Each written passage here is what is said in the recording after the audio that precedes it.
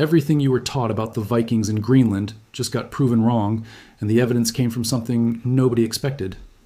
Walrus tusks. For hundreds of years, the story of the Vikings in Greenland was simple. Norse explorers sailed west, landed on empty, frozen coastline, built farms, raised cattle, and lived in total isolation, until the cold killed them off. Alone, cut off. The last outpost of Europe at the edge of the world. That is the version in the textbooks. That is the version in the documentaries. And according to a new wave of DNA research, that version is not just incomplete, it is fundamentally wrong. Scientists found something in Greenland that changes what we actually know about the Vikings, and it did not come from digging up bones or grave sites. It came from tusks. Walrus tusks, hundreds of them, sitting in museum collections and archaeological digs across Europe and the Arctic, carrying genetic fingerprints that nobody had bothered to read until recently. Here is why that matters so much. Walrus ivory was one of the most valuable materials in medieval Europe. Before elephant ivory became widely available again, walrus tusks were the material of choice for carving crucifixes, chess pieces, religious objects, and decorative items for wealthy churches and nobility across the continent. And almost all of it came from one place, Greenland. The Norse settlers who lived there were not just farmers scraping by on a frozen island and shipping it back across the North Atlantic to buyers who had no idea where it actually came from. For a long time, historians assumed the Norse got this ivory close to home, hunting walrus along the coastlines near their settlements in southern and western Greenland. That assumption made sense. It fit the story of isolated farmers doing whatever they could to survive and make a little money on the side. Then researchers actually tested the DNA. A team of scientists, including researchers from the Globe Institute in Copenhagen and Lund University in Sweden, took a completely different approach. Instead of just looking at where the tusks ended up, in churches, museums, and European trading centers, 31 separate walrus ivory artifacts recovered from Norse settlements in Greenland and from major European trading hubs, then compared that genetic material against samples from walrus populations across the entire North Atlantic Arctic region. The results did not match the old story at all. According to Morten Tang Olsen, an associate professor at the Globe Institute involved in the research, the team extracted ancient DNA from walrus samples recovered from a wide range of locations across the North Atlantic Arctic. What they found was that a huge portion of the ivory being shipped back to Europe did not come from anywhere near the main Norse settlements at all. It came from deep in the high Arctic, remote hunting grounds, far north, in territory nobody expected Norse farmers to be regularly traveling through. Peter Jordan, a professor of archaeology at Lund University and one of the study's co-authors, said the team was genuinely surprised by how much of the walrus ivory exported back to Europe originated in these very remote hunting grounds deep into the high Arctic. That is not a small detail. That is a complete rewrite of how far the Norse were actually traveling, how ambitious their trade networks really were, and most importantly, who else was already living in those Arctic regions when the Vikings arrived to hunt there. Because here is the part that really changes the story. The high Arctic was not empty coastlines, a handful of hardy Norse families surviving at the edge of the known world, with no other humans for hundreds of miles in any direction. That image is simply not accurate. Long before the Norse ever arrived, indigenous Arctic peoples, including the Thule Inuit and earlier groups like the Dorset people, had already been living across huge stretches of the same Arctic territory for generations. When the Norse sailed north into these remote hunting grounds to harvest walrus ivory for the European market, they were not discovering empty wilderness. They were entering territory that indigenous Arctic communities already knew intimately, had already mapped through generations of seasonal hunting, and had already built an entire way of life around. The researchers were careful about how they framed this. Their study does not present hard, direct physical evidence of face-to-face contact between specific Norse individuals and specific Thule Inuit communities. Is that the hunting areas the Norse were exploiting were never an empty polar wilderness. They were populated, active, and already being used by multiple indigenous groups long before European traders showed up looking for tusks. That distinction matters, but so does the bigger picture it points to. If Norse hunting parties were regularly traveling deep into the high Arctic, non-interacting populations living side by side without ever crossing paths becomes very hard to believe. This research supports a theory that has been circulating in Arctic archaeology for years now, that early contact and trade between the Norse and indigenous Arctic cultures likely occurred as far back as the 11th century, hundreds of years earlier than the old, isolated farmer version of the story ever accounted for. According to the Icelandic sagas, particularly the saga of Eric the Red and the saga of the Greenlanders, a man named Eric the Red was exiled from Iceland after killing several of his neighbors during a dispute. Facing a multi-year banishment, he sailed west in search of new land, rather than simply waiting out his sentence somewhere safer. He found Greenland, explored its southwestern coastline, and eventually returned to Iceland to recruit settlers, reportedly giving the icy, whether that story is entirely accurate or partly legend, it captures something true about the Norse settlers who followed him. These were not passive people waiting to be rescued from a harsh environment. They were ambitious, opportunistic, and willing to take enormous risks in pursuit of land, resources, and trade. The settlers who followed Eric the Red established two main clusters of farms, generally referred to by historians as the Eastern Settlement and the Western Settlement, despite both actually sitting along Greenland's southwestern coast. Archaeologists have identified the remains of roughly 500 individual farms across these settlements, along with churches, a cathedral, and even a bishop's residence, evidence of a surprisingly organized hierarchical society rather than a scattered handful of desperate survivors. Eric the Red's own farm, known as Brattahlid, functioned as something like the social and political center of the entire colony. Archaeologists have uncovered the remains of his house there, along with a small church he reportedly built for his Christian wife, Theodild, who converted to Christianity before he did. This was a real, functioning, structured society, not a handful of isolated cabins. And a structured society with churches, a cathedral, and organized farmland was exactly the kind of place capable of running a sophisticated long-distance trade operation, sending hunting expeditions deep into the Arctic, and shipping the resulting ivory back across the ocean to European buyers. Now consider who else was already living across that broader Arctic region when the Norse arrived. Long before Eric the Red ever set foot in Greenland, the area had already seen waves of indigenous settlements stretching back thousands of years. The Dorset people, sometimes referred to by researchers using the term Paleo-Inuit, had inhabited parts of the Arctic for centuries before Norse contact, relying heavily on marine mammal hunting, including walrus and seal, to survive in one of the harshest environments on the planet. By the time the Norse were expanding their walrus hunting operations northward, the Thule Inuit, ancestors of Greenland's modern Inuit population, were also migrating into the region. Arriving from the west, in roughly the same era, the Norse were expanding their presence from the east. That means, for a real stretch of history, at least three distinct groups, Norse settlers, Dorset communities, and incoming Thule Inuit, were all present across overlapping stretches of Arctic and subarctic Greenland at roughly the same time. The old simple story of Vikings alone in an empty frozen landscape completely erases this reality. The walrus ivory DNA research is one of the clearest scientific tools available for proving that erasure was inaccurate all along. Beyond the walrus tusks themselves, archaeologists have found smaller, quieter clues pointing toward the same conclusion. At certain Norse sites in Greenland, researchers have recovered tools and equipment showing design influences that appear to have come from Inuit technology, rather than traditional Scandinavian craftsmanship. Boat-building techniques and specialized hunting gear at some sites show adaptations that most likely reflect exposure to, or direct learning from, indigenous Arctic methods, better suited to the specific conditions of ice, open water, and marine mammal hunting in that environment than anything the Norse would have brought with them from Iceland or Norway. At the same time, the broader archaeological record suggests the Norse largely maintained their own distinct cultural identity, continuing to build European-style stone and turf houses, practicing Christianity, and relying on livestock farming as their core way of life rather than fully adopting the mobile, nomadic hunting lifestyle that defined Inuit society. That combination, selective technological borrowing alongside deliberate cultural separation, is actually a very realistic, very human pattern. People in close proximity rarely either merge into one culture or completely ignore each other.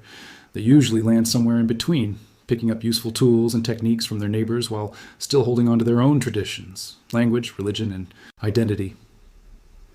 The Greenland Norse appear to be a textbook example of exactly that kind of relationship, playing out at the edge of the known medieval world. This is not the first piece of evidence pointing in this direction either. It builds on a growing body of archaeological research, showing that the Norse in Greenland adapted certain indigenous technologies and techniques over time. Norse settlers appear to have picked up specific boat-building approaches and hunting gear designs influenced by Inuit methods, even while, according to the archaeological record, generally maintaining a fairly rigid cultural divide and largely avoiding a full shift toward the nomadic, mobile hunting lifestyle that defined Inuit society. In other words, there was influence, there was exchange, there was almost certainly some level of contact, but there was not full cultural merging. Two different peoples sharing overlapping territory, occasionally borrowing from each other while still remaining distinct. This pattern, borrowing tools and techniques while maintaining separate cultural identities, is common throughout human history whenever two different groups occupy the same region for long stretches of time. It does not require dramatic conflict or dramatic friendship. It just requires proximity, repeated contact, and enough practical exchange for useful ideas to spread. Now here is where the story gets even more interesting, because the walrus ivory trade did not just connect the Norse to indigenous Arctic peoples. It connected all of Greenland to the entire economy of medieval Europe in a way that most people never learn in school. Walrus ivory became enormously valuable in Europe, specifically because other sources of ivory became harder to get. Before the medieval period, African elephant ivory had been a major luxury material across Europe.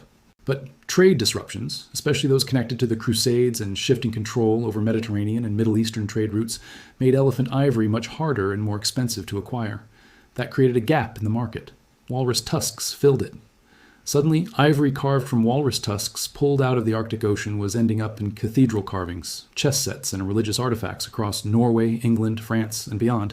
Some of the most famous surviving medieval ivory art in the world, including elaborately carved gaming pieces discovered on the Isle of Lewis in Scotland, are believed to be made from walrus ivory that most likely passed through this exact Greenland-Norse trade network. That means the Norse in Greenland were not some forgotten, isolated footnote of Viking history. For a significant stretch of the medieval period, they were sitting at the center of a valuable international luxury goods supply chain, one that stretched from remote Arctic hunting grounds populated by indigenous peoples, through Norse settlements in Greenland, across the open Atlantic to Iceland and Norway, and finally into the hands of European nobility and church officials who almost certainly had no idea how far their prized ivory carvings had actually traveled, or who had originally hunted the animals it came from.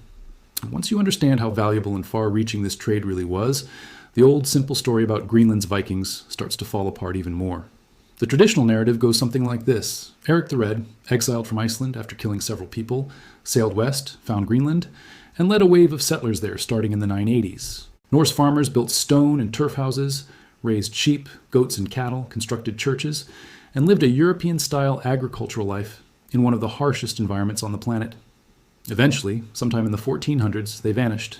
Historians have debated the reasons for centuries. Cooling temperatures brought on by what is sometimes called the Little Ice Age, declining trade connections with Europe, possible conflict. Disease, a slow, difficult retreat as farming became less viable and outside supply ships stopped arriving. All of that is still considered part of the real historical picture, and none of it has been disproven. But it paints the Norse in Greenland as passive victims of their environment, quietly struggling and eventually fading away in isolation. The walrus ivory DNA research tells a very different story about at least part of their existence. It shows a population actively engaged in long-distance Arctic exploration, operating a sophisticated trade network that stretched deep into indigenous hunting territory, supplying one of the most valuable luxury goods in medieval Europe, and very likely interacting, trading, or at minimum sharing space with indigenous Arctic peoples who had been living there long before the Norse ever showed up. That is a very different picture from lonely farmers slowly freezing to death at the edge of the map. It also forces a reconsideration of just how connected Greenland actually was to the rest of the medieval world. This was not a forgotten backwater. For a real stretch of history, Greenland functioned as a crucial link in a supply chain that mattered to church officials, nobility, and traders across a huge portion of Europe. The Norse there were not disconnected from global events. They were actively shaping them, hunting resources that ended up carved into some of the most treasured religious and decorative objects of the medieval period. So why did this connection eventually collapse? This is where the climate research comes back into the picture, and where a second wave of new discoveries adds even more depth to the story. Separate research, led by paleoclimatologist Boyang Zhao and colleagues, took a very different scientific approach to understanding what eventually happened to these Norse settlements. Instead of ivory or trade goods, this team studied mud. Specifically, sediment pulled from the bottom of a lake in southern Greenland, in the heart of former Norse settlement territory. Lake sediment builds up in layers over centuries, and buried within those layers are chemical and biological clues about the climate conditions that existed when each layer was deposited. By analyzing this mud in extreme detail, researchers can essentially read a climate diary stretching back hundreds of years. What they found added a factor to the Greenland Norse collapse that had not been fully appreciated before: drought. For centuries, historians had focused heavily on falling temperatures as the primary environmental villain in the story, the idea that a global cooling period made farming increasingly difficult until it became impossible. The lake sediment data suggested something in addition, that a sustained period of drought conditions likely played a significant role as well, putting even more pressure on a farming system that was already struggling to survive changing temperatures.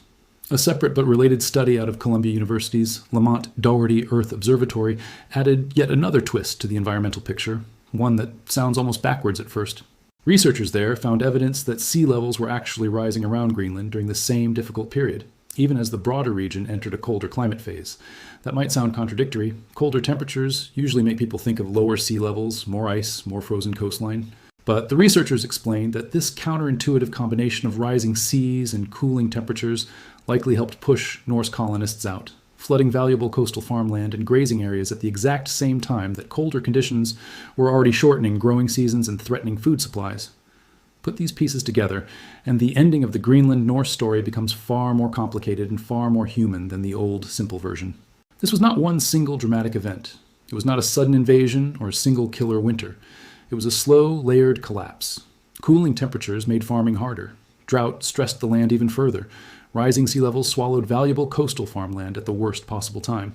Long-distance trade routes, the very ones connecting Greenland to lucrative walrus ivory markets in Europe, appear to have become less reliable as European demand and shipping patterns shifted over time, especially once elephant ivory routes reopened, and possibly weakened further under many of these same broader climate pressures, affecting trade and travel across the North Atlantic.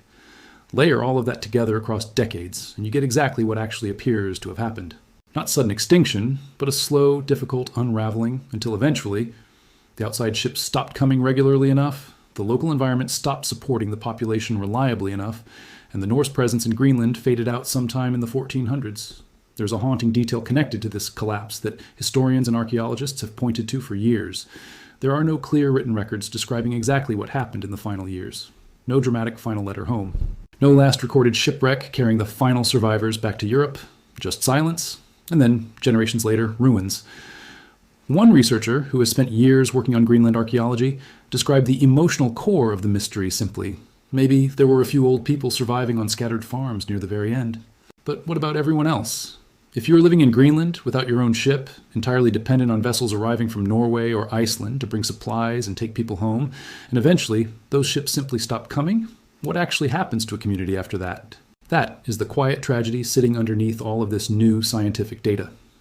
Behind the DNA analysis of walrus tusks and the sediment analysis of ancient lake mud is a real population of people who lived, farmed, traded, likely interacted with indigenous Arctic communities in ways historians are only now beginning to understand, and then, over the course of a few generations, simply disappeared from the historical record, without anyone at the time fully documenting why. Modern genetic research adds one more strange, important detail to this whole picture, and it involves what happened after the Norse disappeared, not before.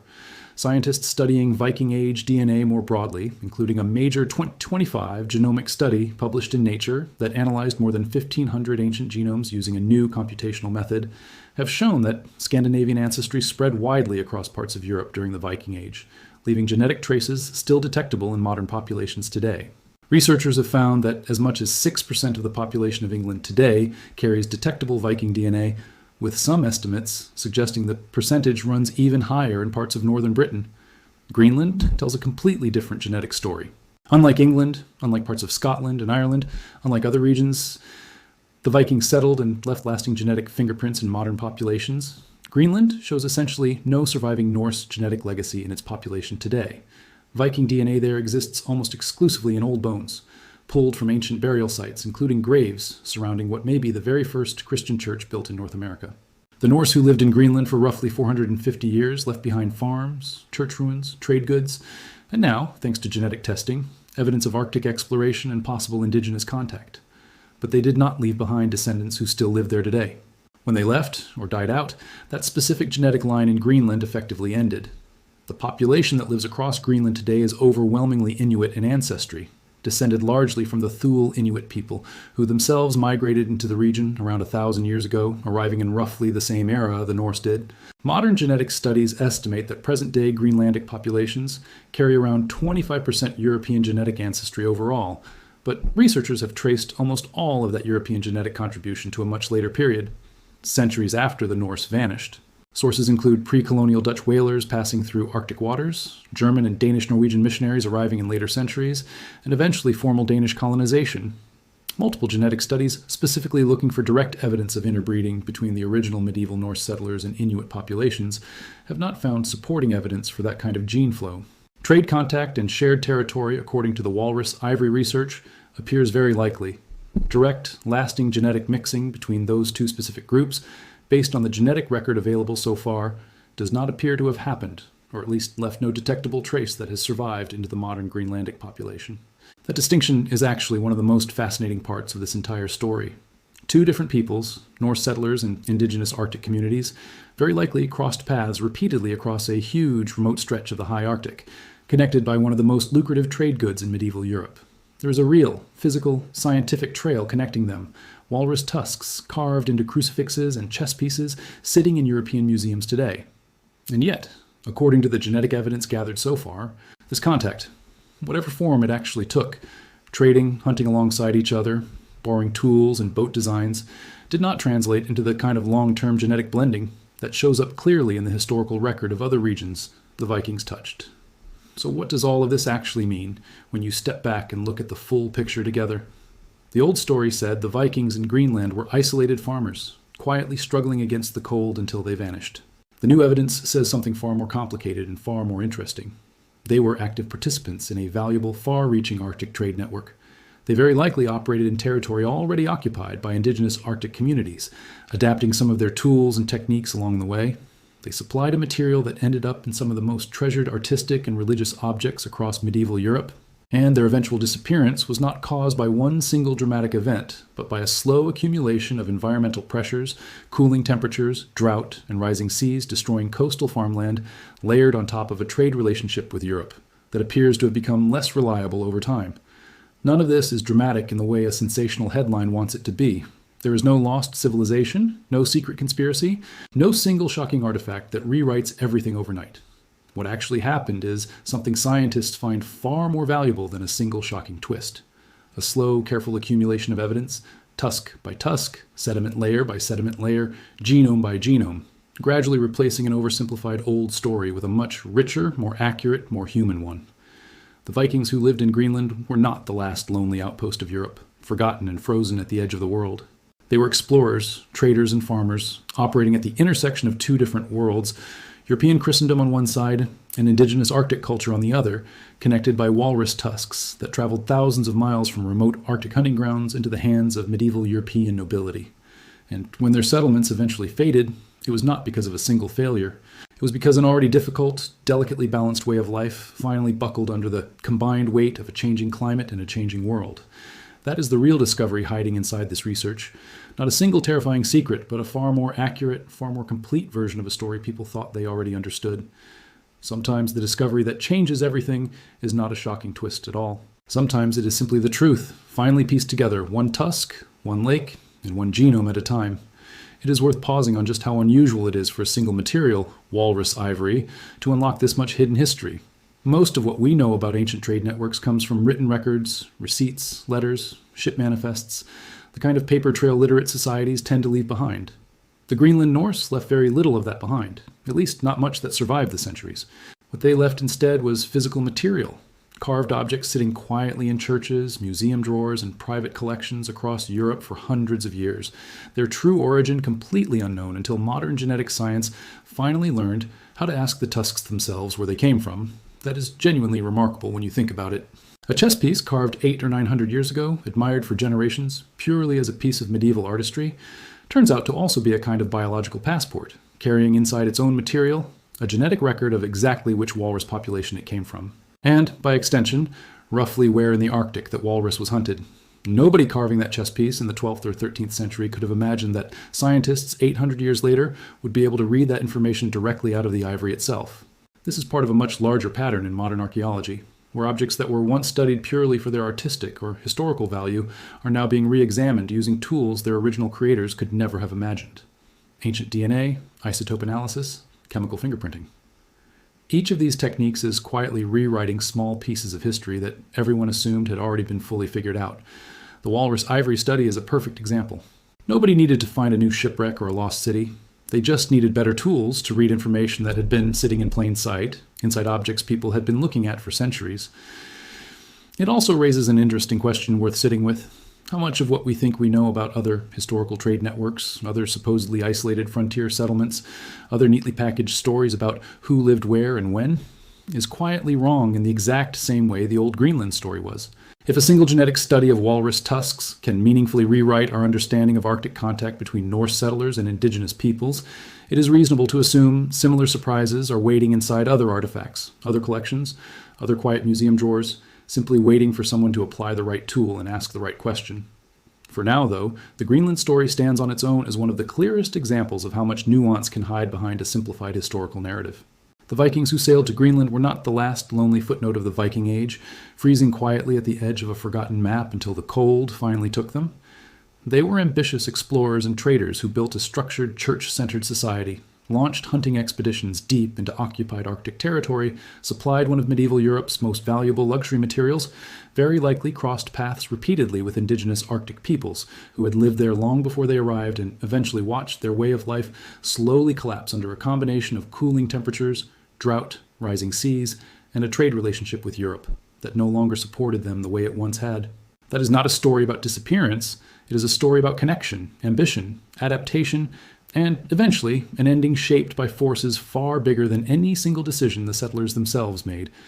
And it took walrus tusks sitting quietly in museum collections for hundreds of years to finally help tell that story properly.